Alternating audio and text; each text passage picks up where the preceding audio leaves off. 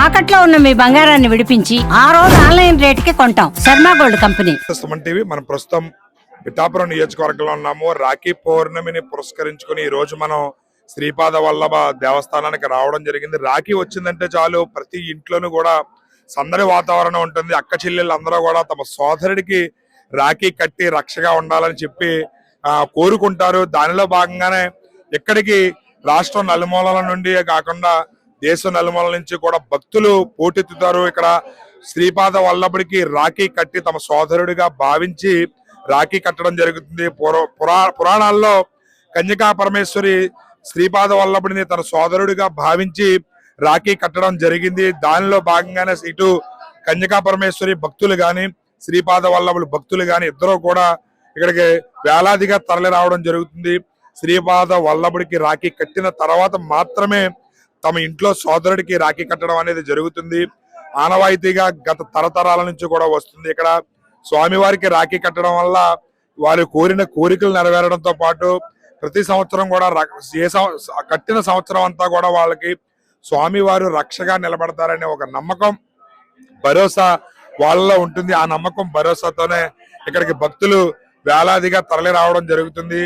ఆ నమ్మకం వాళ్ళకి ఎప్పుడూ కూడా స్వామివారు అండగా నిలబడతారు అని చెప్పి ఉంటుంది. అదే విధంగా ఇక్కడికి శ్రీపాద వల్లభుడు రాఖీ కట్టడం అనేది నిజంగా మాకు పూర్వజన్మ సుకృతం అని చెప్పి కూడా భక్తులు ఎంతో మంది తమ సంతోషాన్ని అయితే తెలియజేస్తుంటారు. చూద్దాం లోపల ఒకసారి ఏ విధంగా భక్తుల తాకిడి ఉంది, వాళ్ళ యొక్క కోరికలు నెరవేరుతున్నాయా లేదా, రాఖీ కట్టడం అనేది ఏ విధంగా ఉంది ఏంటనేది ఒకసారి మనం లోపలికి వెళ్ళి చూసే ప్రయత్నం చేద్దాం.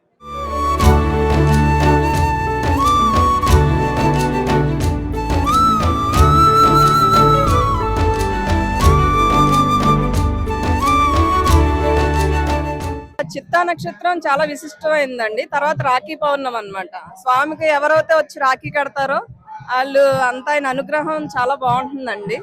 మేము ఎవ్రీ మంత్ వస్తామండి చిత్తా నక్షత్రం రోజు. స్వామి అనుగ్రహం చాలా బాగుంటుందండి ఇక్కడికి వస్తే. మరి ఏంటి రాఖీ పౌర్ణమి రోజు రాఖీ కడితే మాకు రక్షగా ఉంటాడు అనే నమ్మకంతో చాలా మంది మహిళలు కూడా ఇవాళ రాఖీ కడుతున్నారు స్వామివారికి. మీరు కూడా కడుతున్నారా? మేము 3 years నుంచి వస్తున్నామండి. అది నిజం అండి. ఈయన దర్శించుకుంటే చాలండి, స్వామి వదలరు ఆయన్ని. అందరిని బాగా చూసుకుంటారు. అది ఆయన అనుగ్రహం బాగుంటుందండి. అది ఆయన ప్రెసెన్స్ ఎప్పుడు ఉంటుందండి. శివరామకృష్ణ కాళీ ప్రసాద్. ఏ ఊరు నుంచి వచ్చారు? విజయవాడ నుంచి. ఏంటి ఇక్కడ రావడానికి ప్రత్యేకత ఏంటి? అంటే ఈ రోజు రాఖీ పౌర్ణమి కదండి, అమ్మవారు వచ్చి స్వామికి రాఖీ కడుతుంది. ఆ టైంలో ఇక్కడ ఎవరున్నా సరే వాళ్ళందరికీ విశేషమైన పుణ్యం వస్తుంది. నా నమ్మకంతో మీరు అంత దూరం నుంచి రావడం జరిగింది ఇక్కడికి. స్వామివారికి రాఖీ చాలా మంది స్త్రీలు కడుతున్నారు, దానిలో భాగంగానే అనుకోవచ్చా? లేదండి, నేను మామూలుగా ప్రతి చిత్త నక్షత్రానికి వస్తాను. అంటే ప్రతి నెల ఒకసారి వస్తాను స్వామి దగ్గర. ఏం పేరు మీ పేరు? అభిరామ్ అండి. ఎక్కడి నుంచి వచ్చారు? హైదరాబాద్. ఏంటి ఇక్కడ రావడానికి ప్రత్యేకత ఏంటి సార్? అంటే ఇది రాఖీ పౌర్ణమి కదా, సో రాఖీ పౌర్ణమికి శ్రీపాద శ్రీవల్లభ స్వామికి రాఖీ కడితే శ్రీపాద శ్రీవల్లభ స్వామి స్టోరీలో ఉంటది.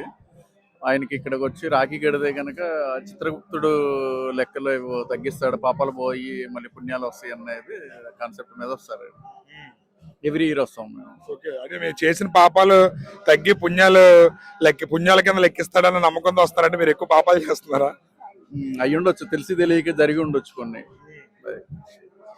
ఖచ్చితంగా చాలా మంది భక్తులు ఇతర రాష్ట్రాల నుంచి కూడా వస్తున్నారు. అదే విధంగా ఎక్కువ స్త్రీలు మహారాష్ట్ర నుంచి కూడా వస్తున్నారు. అంటే నా నమ్మకంతో వస్తున్నారని అనుకోవచ్చా? 100%. చూసారు కదా, ఈయనైతే హైదరాబాద్ నుంచి వచ్చారంట. చిత్రగుప్తుడు ఈ స్వామివారికి రాఖీ కట్టిన వాళ్ళని చేసిన పాపాలు తొలగించి దాన్ని పుణ్యంలో జమ చేస్తాడు. ఆ నమ్మకంతోనే మేము ఇక్కడికి రావడం జరిగింది. తెలిసి తెలియక మేము తప్పులు చేస్తే చేయొచ్చు, దాన్ని కూడా మేము దృష్టిలో పెట్టుకుని స్వామివారు మా యొక్క తప్పులను క్షమిస్తారనే నమ్మకంతో భరోసాతో మేము ఈ దేవాలయానికి కూడా రావడం జరిగిందని చెప్పి తెలియజేస్తున్నారు.